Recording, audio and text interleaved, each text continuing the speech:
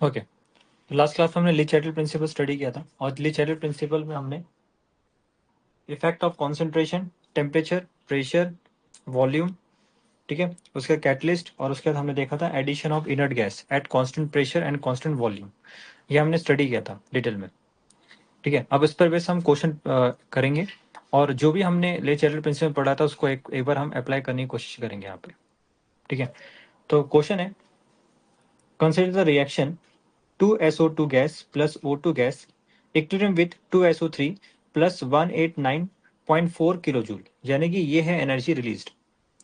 ये amount of जो तुम्हें दिख रहा है इतना अमाउंट, ये एनर्जी जो जूल में दिख रहा है किलो जूल में, ये बेसिकली एनर्जी रिलीज है, एक्सोथर्मिक प्रोसेस है। ठीक है, और तुम लोग को तरीका बताया था मैंने, जैसे ए इक्विलिब्रियम विद बी है, ठीक है, और यहाँ पे अगर हीट आ रहा है, यहाँ पे हीट लिख के आ रहा है, इसका मतलब यहाँ पे एनर्जी रिलीज हो रही है यहाँ से। ठीक है, और ए अगर अगर हीटिंग यहाँ पे आ रहा है, हीट यहाँ पे लिख के आ रहा है, ठीक है, तो इन दैट केस हम बोलेंगे एंडोथर्मिक प्रोसेस है, एनर्जी दी जा रही है। और यहाँ पे जब प्रोडक्ट बन रहा है तो प्रोडक्ट जब बनेगा तो एनर्जी रिलीज होगी, यानी कि एक्सोथर्मिक प्रोसेस है। यानी कि इसको साइड में लिख के रख लेना कि it is a exothermic process. Delta H इसका क्या है, नेगेटिव है, एक्सोथर्मिक है प्रोसेस। ठीक है, अब पहला क्वेश्चन ये है कि अगर टेम्परेचर बढ़ाएंगे, अच्छा क्वेश्चन में आगे बोला है indicate the direction in which the equilibrium will shift when, हमें डायरेक्शन बताना है कि इक्विलिब्रियम किस डायरेक्शन में शिफ्ट होगा। ठीक है, अगर इनमें से किसी फैक्टर को अगर हम इंक्रीज या डिक्रीज करते हैं, लाइक अगर हमारे पास टेम्परेचर है, अगर हम टेम्परेचर बढ़ाते हैं तो इक्विलिब्रियम किस तरफ शिफ्ट होगा। तो इससे पहले ये समझो कि भाई टेम्परेचर जो जो टेम्परेचर का इफेक्ट लगेगा इसमें रिएक्शन में, ठीक है, तो उसके लिए हम सबसे पहले क्या चेक करते हैं कि रिएक्शन आपका एंडोथर्मिक है या एक्सोथर्मिक है। और मैंने कहा था कि टेम्परेचर जब बढ़ता है तो ये फेवर करता है एंडोथर्मिक को। ठीक है, और टेम्परेचर जब घटता है, जब टेम्परेचर घटाते हैं तो ये किसको फेवर करता है, एक्सोथर्मिक। यानी कम टेम्परेचर के लिए एक्सोथर्मिक फेवरेबल है और हाई टेम्परेचर के लिए एंडोथर्मिक फेवरेबल है। ठीक है, यानी कि ये ओवरऑल जो रिएक्शन है, ये ओवरऑल रिएक्शन आपका एक्सोथर्मिक है। यानी कि जो प्रोडक्ट बन रहा है, जो प्रोडक्ट बन रहा है SO3 जो बन रहा है उसमें एनर्जी रिलीज हो रही है, यानी कि एक्सोथर्मिक प्रोसेस है। तो फॉरवर्ड डायरेक्शन के लिए हम बोलेंगे फॉरवर्ड जो रिएक्शन है, जो रिएक्शन आगे की तरफ जा रहा है वो एक्सोथर्मिक है, और पीछे की तरफ जो बैकवर्ड रिएक्शन जा रहा है वो एंडो है। ऐसे मान के चलेंगे हम, है ना। अब टेम्परेचर बढ़ रहा है तो मैंने अभी बस कहा, अभी जस्ट कहा था कि टेम्परेचर बढ़ेगा तो ये एंडोथर्मिक को फेवर करेगा। बताओ, तो रिएक्शन किस तरफ शिफ्ट होगा, रिएक्शन शिफ्ट होगा बैकवर्ड, रिएक्शन जाएगा बैकवर्ड डायरेक्शन में। ठीक है, क्यों रिएक्शन क्यों बैकवर्ड में डायरेक्शन में जाएगा, क्योंकि टेम्परेचर बढ़ा रहे हो, यानी कि एंडोथर्मिक को क्या करेगा, फेवर करेगा।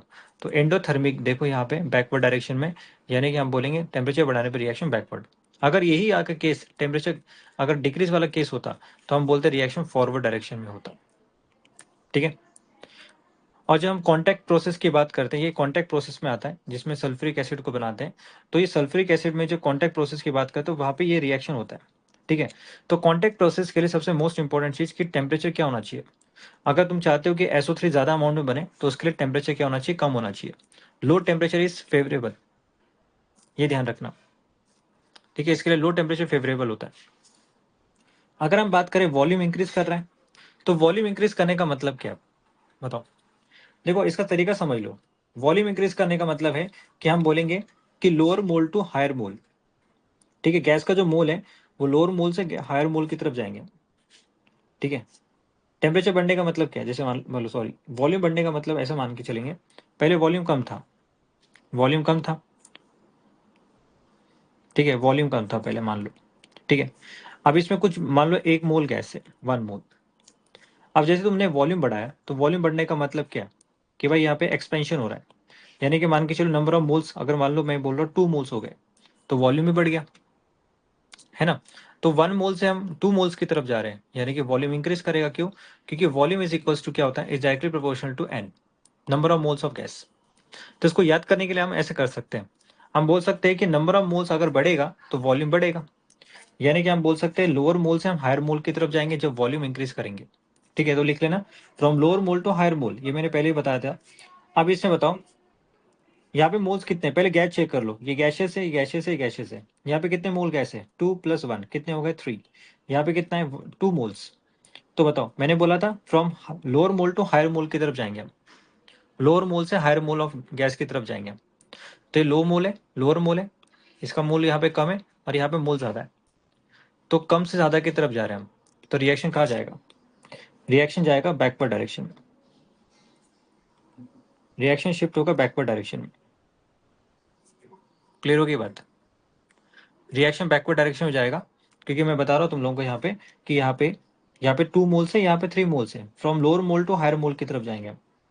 अब बताओ प्रेशर बढ़ाएंगे, इसमें क्या होगा फिर, प्रेशर बढ़ाने पे क्या होता है, प्रेशर बढ़ाने का तरीका बताया था कि भाई प्रेशर बढ़ने का मतलब क्या, from higher mole to lower mole, ये मैंने बताया था। मान लो जहाँ पे मोल ज्यादा है, जहाँ पे गैस के मॉलिक्यूल ज्यादा है, तो वहां पे मॉलिक्यूल्स आपस में ज्यादा प्रेशर लगाएंगे, है ना। इसका मतलब हम ये बोलेंगे जहाँ पे ज्यादा गैस मॉलिक्यूल्स होंगे, यहाँ पे प्रेशर ज्यादा होगा, ठीक है। तो हम ये बोलेंगे फ्रॉम, जब प्रेशर बढ़ाएंगे तो हायर मोल से कहा जाएंगे लोअर मोल की तरफ, हायर मोल टू लोअर मोल की तरफ जाएंगे हम, ठीक है। तो बताओ हायर मोल कौन सा, ये है, यहाँ पे 3 मोल्स है और यहाँ पे क्या है 2 मोल्स है, from higher mole to lower mole, यानी कि इसमें रिएक्शन जाएगा फॉरवर्ड डायरेक्शन में, ये ध्यान रखना, reaction moves in forward direction. सही में आ रहा है इतना पॉइंट, हाँ जी तनिषा, सबा क्लियर हो गया तुम लोगों को। जब भी हम लोग बोल रहे कि टेम्परेचर, हमने प्रेशर बढ़ाया, तो प्रेशर बढ़ाने से क्या होगा, रिएक्शन उस साइड में जाएगी, उस डायरेक्शन में जाएगी जहाँ पे नंबर ऑफ मोल्स क्या हो रहे हैं, डिक्रीज कर रहे हैं, ठीक है। और वॉल्यूम बढ़ाने पे क्या होगा, रिएक्शन उस डायरेक्शन में जाएगा जहाँ पे नंबर ऑफ मोल्स इंक्रीज कर रहे हैं, ठीक है। अगर हम बात करें कैटलिस्ट इज एडेड, अगर कैटलिस्ट ऐड करेंगे तो हम बोलेंगे नो इफेक्ट, ठीक है, नो इफेक्ट। कैटलिस्ट का कोई इफेक्ट नहीं होता है इक्विलिब्रियम में, वो बस क्या करता है, टाइम ड्यूरेशन को कम कर देता है, ठीक है, इक्विलिब्रियम स्टेट को जल्दी पहुंचाने का काम करता है, ठीक है। तो ना तो रिएक्शन आगे जाएगा, मतलब ना तो रिएक्शन हम बोलेंगे कि आगे की तरफ ही भागेगा, ना तो रिएक्शन पीछे की तरफ ही भागेगा, मैं बोलूंगा जितना आगे जाएगा रिएक्शन उतना ही पीछे जाएगा, बस रेट बढ़ जाएगा, ये ध्यान रखना, ठीक है। अगर हम बात करें next, concentration of SO2 is increase, अगर हम कॉन्सेंट्रेशन SO2 का बढ़ाते हैं तो बताओ, मान लो ये रिएक्शन इक्विलिब्रियम स्टेट में था, यहाँ पे कांस्टेंट है, यहाँ पे इनका मतलब यहाँ पे हम बोल सकते हैं कि इनका कॉन्सेंट्रेशन कांस्टेंट या बराबर था स्टार्टिंग में, ठीक है।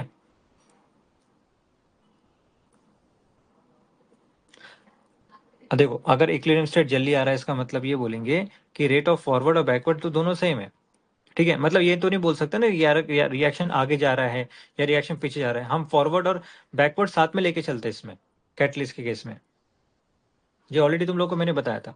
इसमें क्या हो रहा है, तुम लोग ये देखो ना, इसको ऐड यहाँ पे एक्सटर्नल फैक्टर को छेड़ने से, यानी कि टेम्परेचर बढ़ाने से, वॉल्यूम बढ़ाने से, प्रेशर बढ़ाने से हम ये बता पा रहे हैं ना कि रिएक्शन कहाँ जाएगा, बैकवर्ड फॉरवर्ड। बट कैटलिस्ट के केस में क्या होगा, जितना रिएक्शन आगे जाएगा उतना ही रिएक्शन पीछे जाएगा,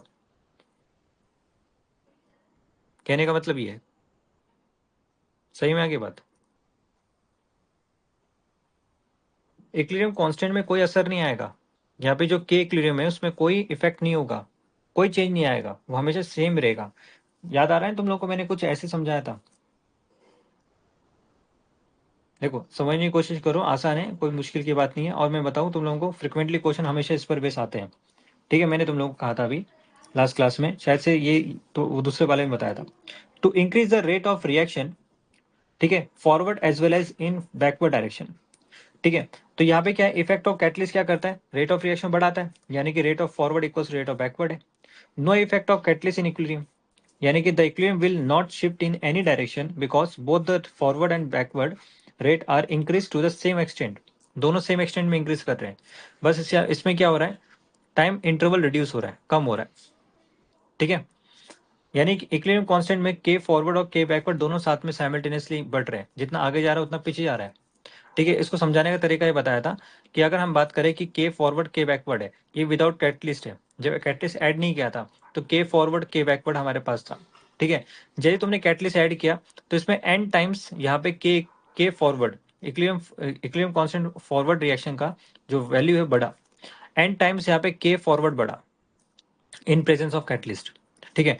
तो इक्विलिब्रियम कांस्टेंट अपना ये है नॉर्मली विदाउट कैटलिस्ट, के फॉरवर्ड अपॉन के बैकवर्ड। तो जैसे तुमने यहाँ पे कैटलिस्ट ऐड किया तो एन टाइम्स बढ़ गया के इक्विलिब्रियम, यानी कि K equilibrium dash is equals to N K forward upon N K B for backward, मतलब के बैकवर्ड। तो यहाँ पे एन से एन कट गया, तो बताओ अल्टीमेटली क्या है, के फॉरवर्ड अपॉन के बैकवर्ड, यानी कि हम बोल सकते हैं के इक्विलिब्रियम इज इक्वल्स टू, मतलब इक्वल्स टू के डैश इक्विलिब्रियम। क्लियर होगी बात, यानी कि दोनों का जो इक्विलिब्रियम कांस्टेंट की वैल्यू अभी भी सेम है। तो इस तरह से मैंने समझाया था।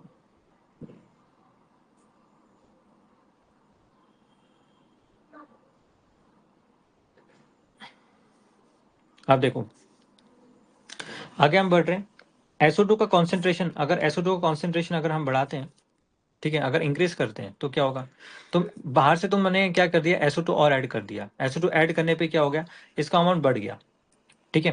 तो इसका अमाउंट बढ़ने से क्या होगा, ये अपना अमाउंट घटाना चाहेगा, क्योंकि इक्विलिब्रियम स्टेट वापस आना चाहेगा। तो उस केस में SO2 का अमाउंट घटना चाहेगा, अपना अमाउंट घटाना चाहेगा। तो उसके लिए क्या करेगा, वो O2 से रिएक्ट करेगा, और O2 से रिएक्ट करेगा तो रिएक्शन कहाँ जाएगा, फॉरवर्ड डायरेक्शन।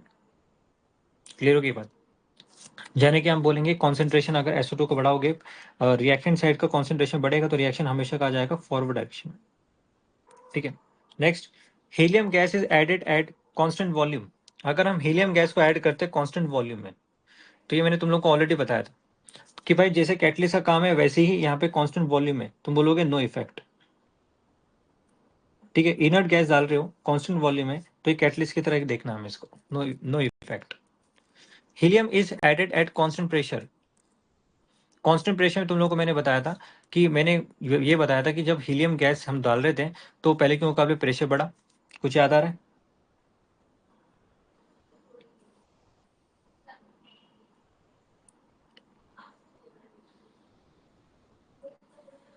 मैंने ये बताया था addition of inert gas at constant pressure, inert gas यानी कि helium, neon, argon, krypton, xenon, radon.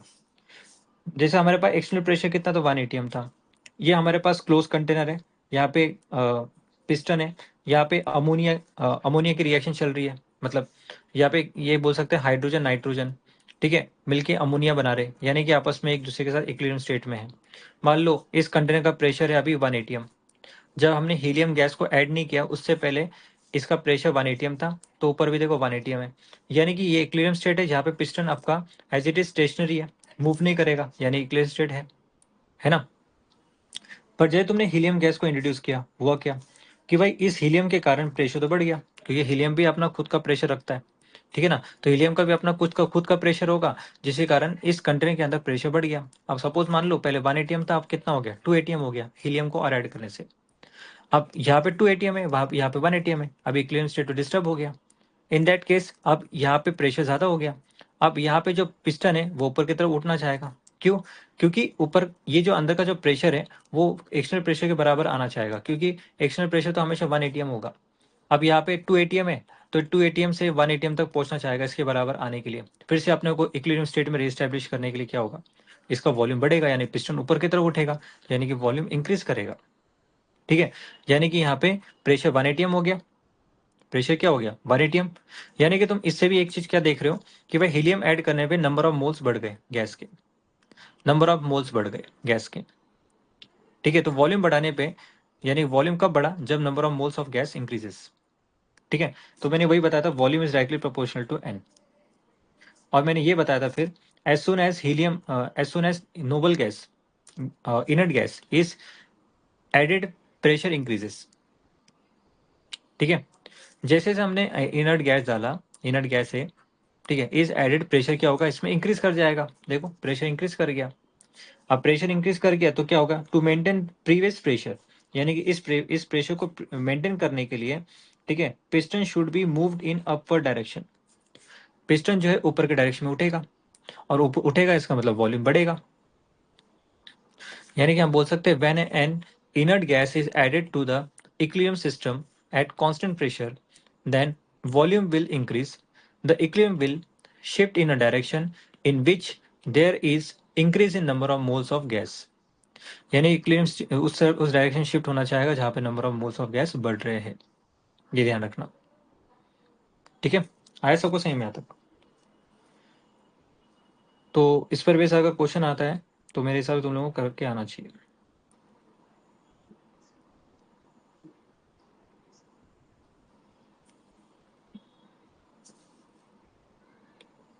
ठीक है, तो हम ये बोल सकते हैं कि कांस्टेंट प्रेशर में हम बोलेंगे कि वॉल्यूम जो है आपका, वॉल्यूम तो इंक्रीज करके दिखाना है, यानी कि वॉल्यूम इंक्रीज करेगा तो नंबर ऑफ मोल्स गैस बढ़ेंगे। आप बताओ यहाँ पे कितने मोल्स हैं, 3 मोल है, यहाँ पे 2 मोल है, यानी कि हम बोलेंगे कि भाई लोअर मोल से हायर मोल की तरफ जाना है, जैसे इसके लिए बोला था हमने। तो यानी कि रिएक्शन कहाँ जाएगा, बैकवर्ड, बैकवर्ड डायरेक्शन में जाएगा। क्लियर हो गया वाला पार्ट, ये वाला क्वेश्चन सबको क्लियर है, जल्दी से देख लो।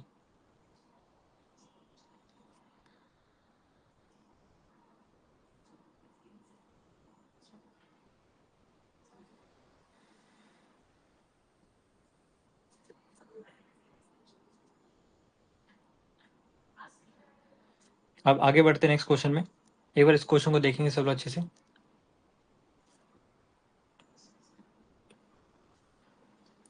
हमारे पास है methane gas plus H2O gas equilibrium with CO gas plus 3H2 gas is exothermic reaction.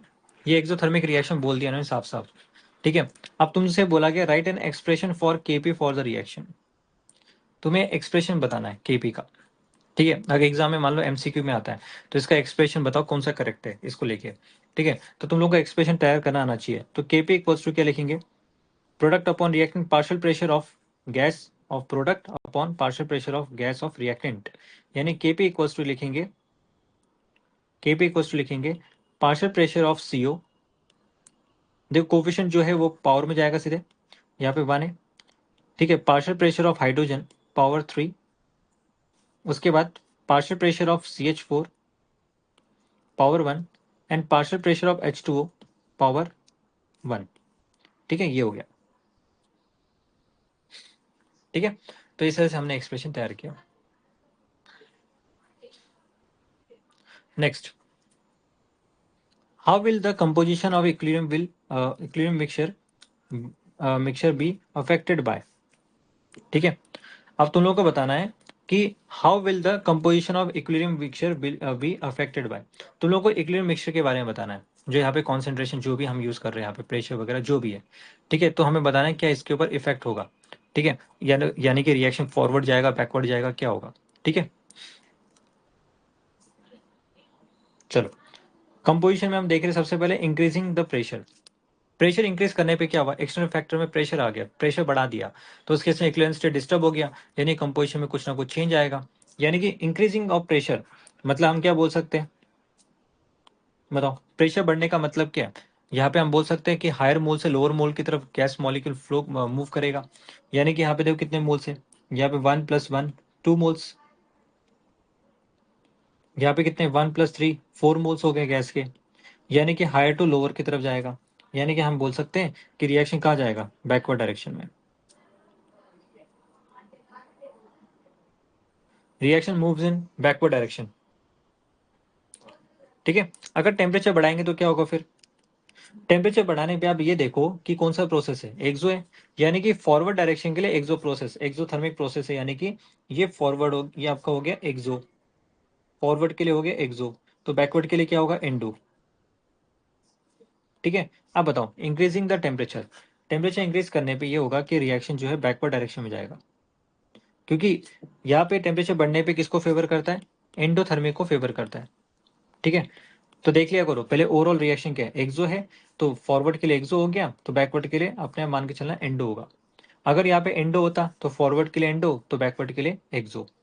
तो हम एक और यहाँ पे एक तरीका और देखते हैं फिर उसके बाद कि हम लोग टेम्परेचर जब बढ़ता है तो उसको कौन फेवर करता है, एंडो, और टेम्परेचर घटने का मतलब किसको फेवर करेगा, एक्सो को, दैट्स इट। Using a catalyst, no effect, कोई इफेक्ट नहीं होगा जी। चलो यहाँ तक क्लियर हो गया क्वेश्चन।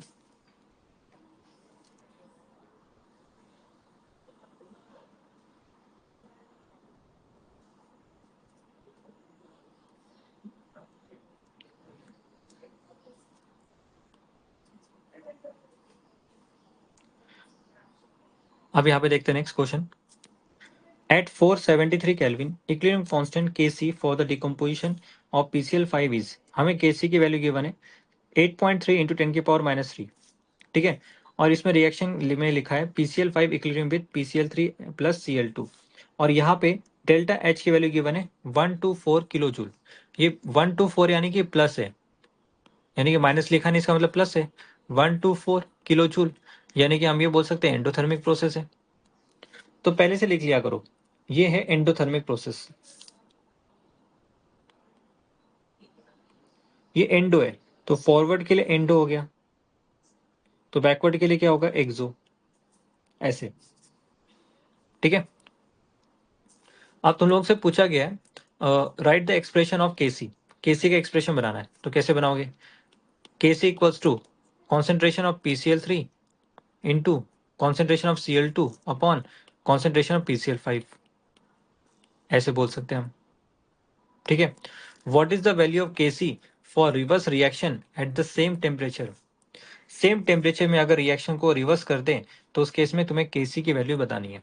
और तुम लोगों को मैंने ऑलरेडी बताया था कि जब भी हम रिएक्शन को रिवर्स करते हैं तो वहां पे जो केसी जो निकल के आएगा, new KC, KC dash is equals to क्या हो जाएगा, 1/केसी, ये हो जाएगा one by KC, KC dash is equals to one by KC बनेगा यहाँ पे, ये ध्यान रखना रिएक्शन को रिवर्स करने पे। ठीक है।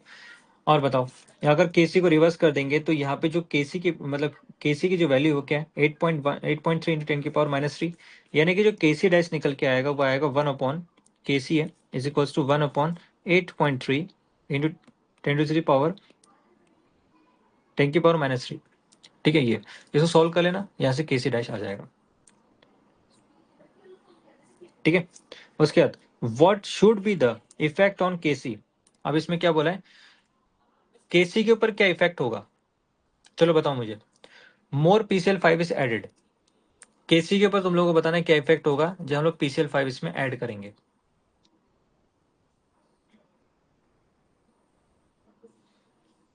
बताओ।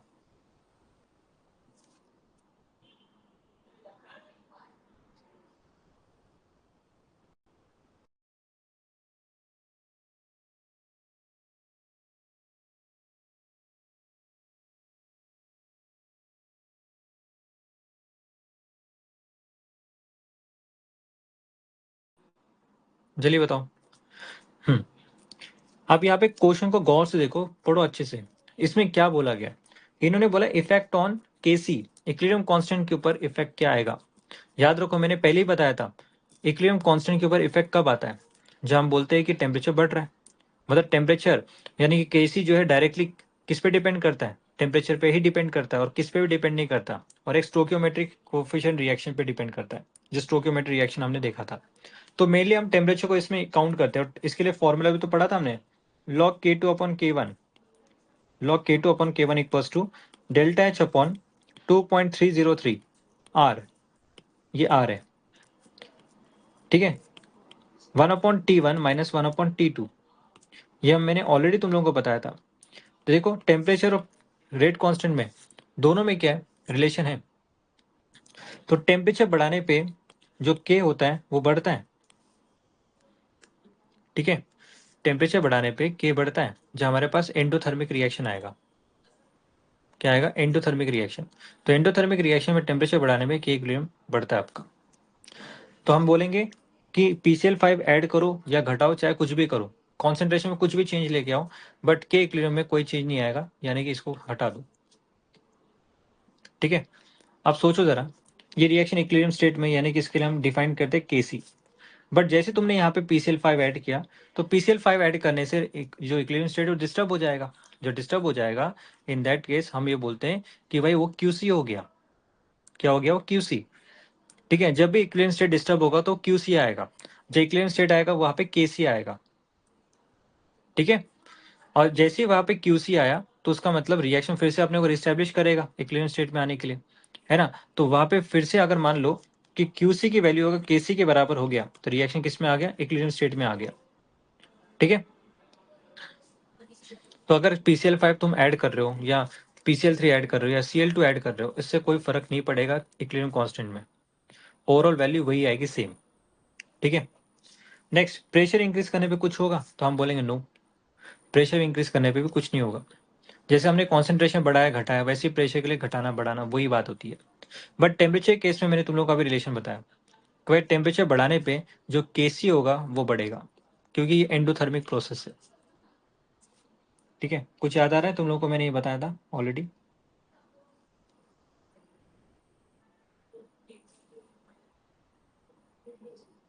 तुम लोगों को मैंने यहाँ पे बताया था, देखो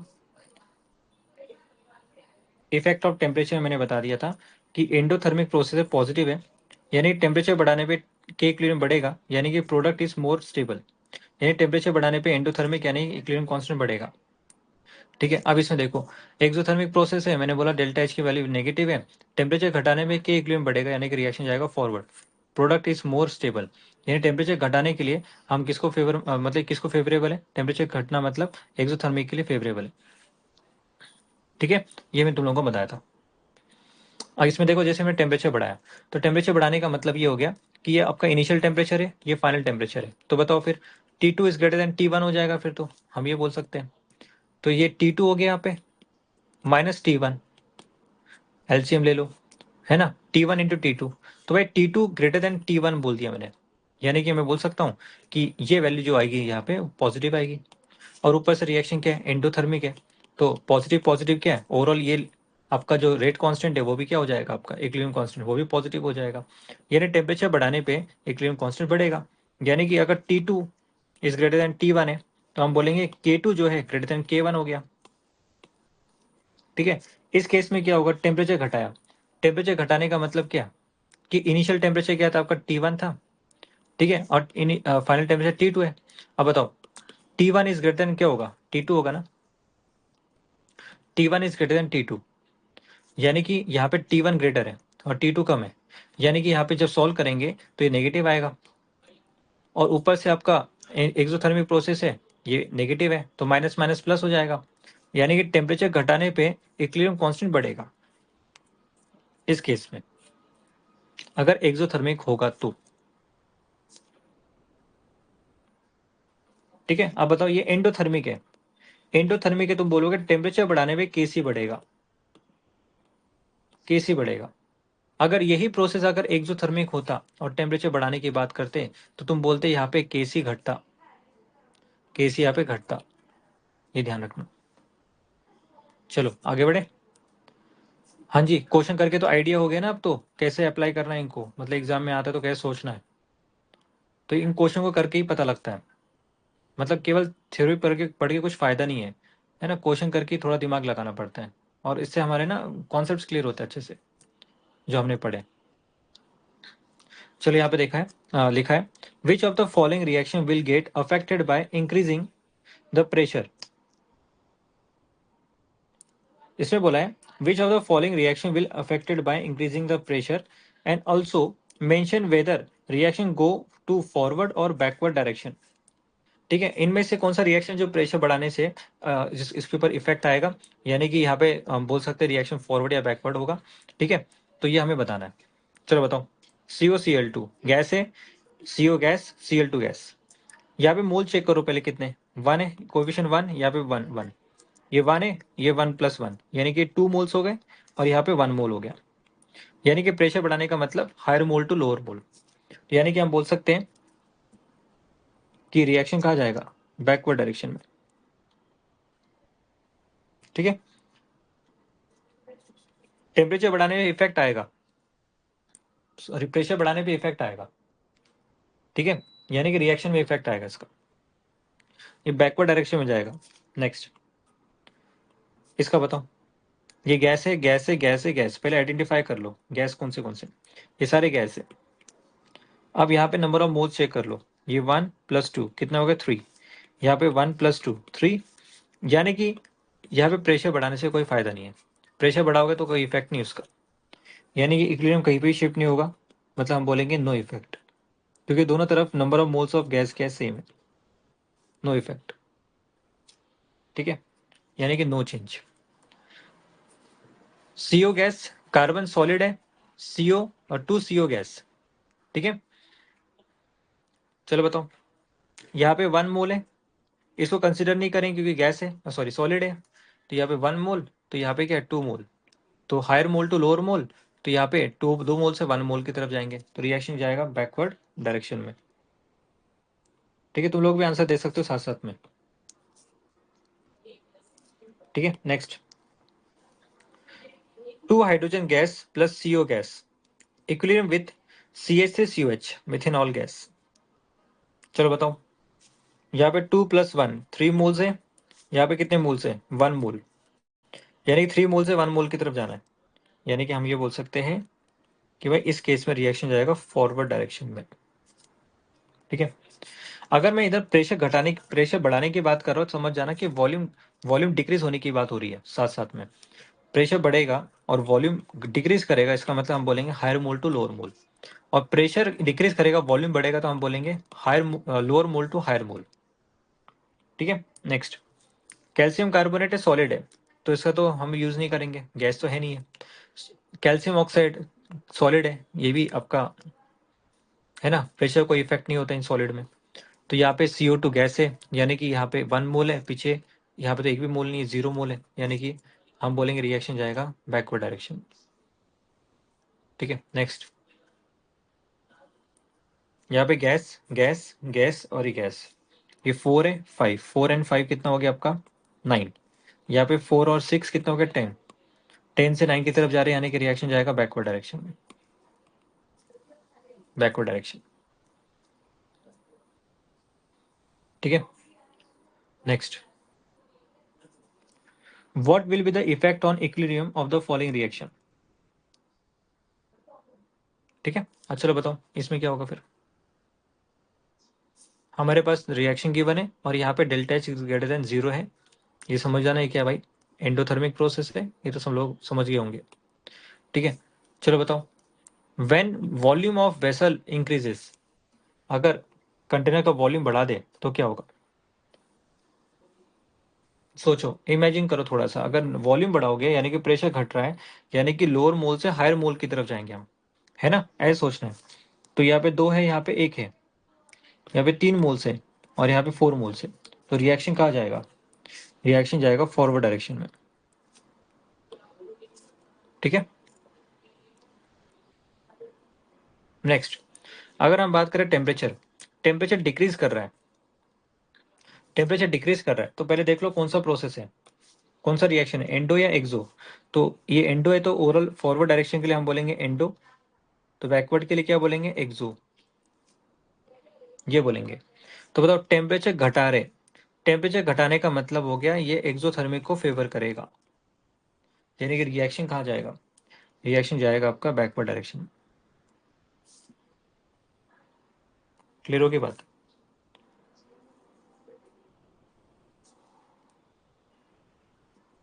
चल नेक्स्ट,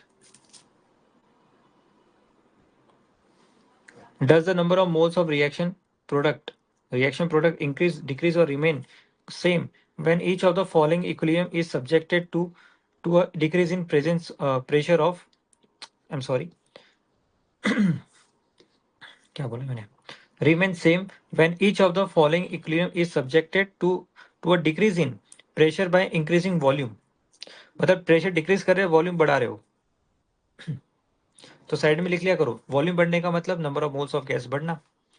तो हमें बताना है कि भाई number of moles of product बढ़ेगा घटेगा या रिमेन कांस्टेंट, ये बताना तुम लोगों को।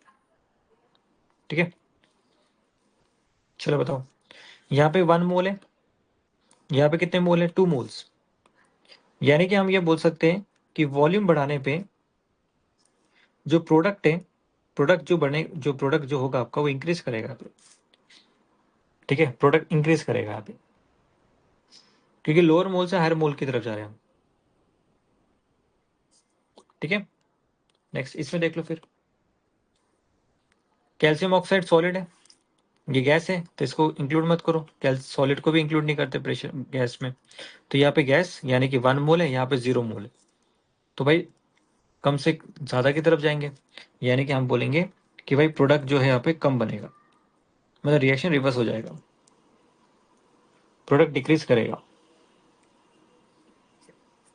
ठीक है, तो हम बोल सकते हैं number of moles of reaction of product, यानी कि प्रोडक्ट का जो मोल्स है वो डिक्रीज कर रहा है। अब इसे बताओ, ये सॉलिड है, सॉलिड को कैंसिल करो, इस सॉलिड को कैंसिल करो, गैस 4 है 4 है, तो बोलोगे रिमेन सेम, कि दोनों तरफ गैस सेम है, मोल सेम है, रिमेन सेम।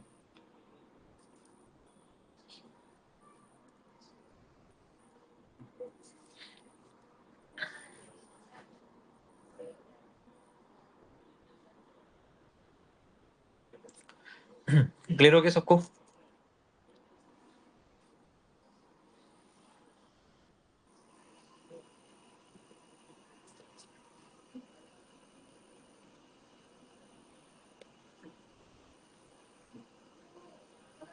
ये तुम लोग ने एक नाम सुना है, हेबर्स प्रोसेस?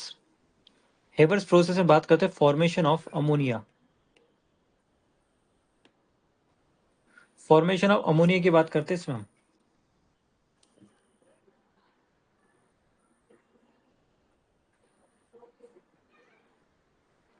अब तुम लोगों से ही पूछा गया क्वेश्चन में, भाई फॉर्मेशन ऑफ अमोनिया के लिए कौन सा प्रेशर फेवरेबल होगा, बढ़ना या घटना, या टेम्परेचर कौन सा फेवरेबल होगा, घटना या बढ़ना? ठीक है, अब ये समझो।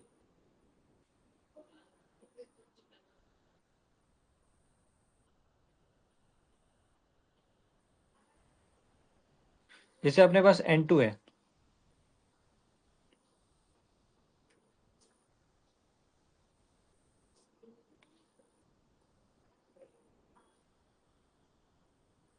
H2 गैस है, इक्विलिब्रियम विथ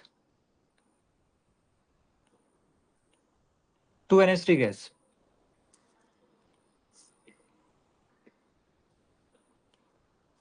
ठीक है,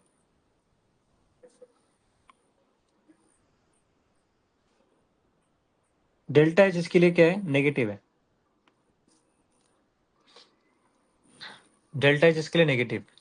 याद रखना, जब भी अमोनिया का फॉर्मेशन होता है तो वहां पे डेल्टा एच की वैल्यू नेगेटिव होती है, यानी कि ये प्रोसेस होता है एक्सोथर्मिक। ये एक्सोथर्मिक प्रोसेस होता है। तो तुम लोगों को पूछा गया कि बताओ इसके लिए टेम्परेचर कौन सा फेवरेबल होगा। अगर हमें अमोनिया का प्रोडक्शन ज़्यादा चाहिए, प्रोडक्ट अमाउंट में ज़्यादा चाहिए हमें, तो टेम्परेचर घटना चाहिए बढ़ना चाहिए इसके लिए, बताओ। लो टेम्परेचर फेवरेबल है इस रिएक्शन के लिए, अमोनिया के फॉर्मेशन के लिए। हाई टेम्परेचर फेवरेबल है।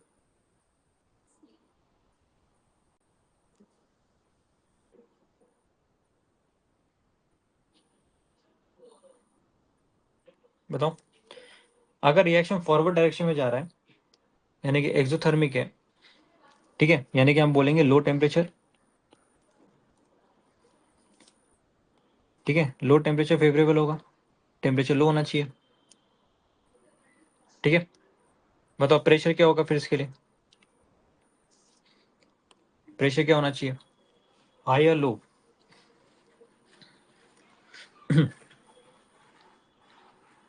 तुम्हें अमोनिया का फॉर्मेशन चाहिए तो उसके लिए प्रेशर बढ़ाना चाहिए घटाना चाहिए, बताओ। रिएक्शन को आगे लेके जाना है तो हाई प्रेशर की रिक्वायरमेंट होगी,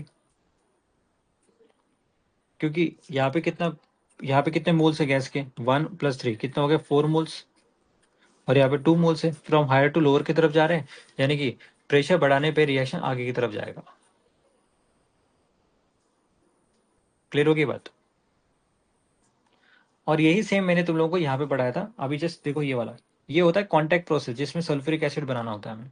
ये स्टेप्स होते हैं जहाँ पे सल्फ्यूरिक एसिड बनाया जाता है आगे जाके।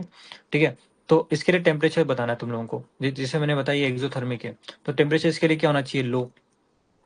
और इसके लिए प्रेशर क्या होना चाहिए, देखो यहाँ पे कितना है प्रेशर, यहाँ पे कितना मोल्स है, 2 है, यहाँ पे 1 है, और यहाँ पे 2 है, यानी कि यहाँ पे 3 मोल्स है, यहाँ पे 2 मोल्स है। यानी कि प्रेशर इसके लिए क्या होना चाहिए, हाई, क्योंकि हायर मोल से लोअर मोल की तरफ जाएंगे, क्योंकि हायर मोल से लोअर मोल की तरफ जाएंगे, मतलब प्रेशर बढ़ाने पे रिएक्शन कहाँ जाएगा, फॉरवर्ड डायरेक्शन में। ये ध्यान रखना।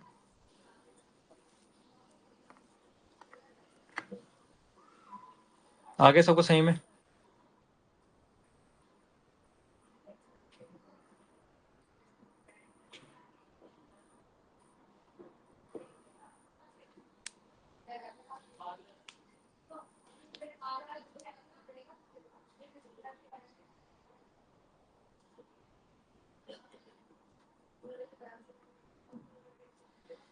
तो ये हमने क्वेश्चंस किए प्रैक्टिस सारे प्रॉपर तरीके से, तो इस पर तो कोई दिक्कत नहीं होनी चाहिए किसी को। ठीक है,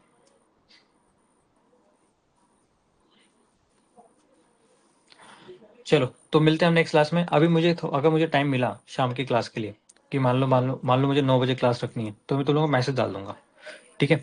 वरना हम क्लास कल रखेंगे, ठीक है? कल लंबी क्लास रखनी है, कल हम पूरे न्यूमेरिकल्स करेंगे, तो अपना केमिकल इक्विलिब्रियम वाला टॉपिक पूरा कंप्लीट हो जाएगा, ठीक है? कल पूरा न्यूमेरिकल चलेगा कल की क्लास में, और छुट्टी मत करना कल की क्लास, ठीक है? चलो तो मिलते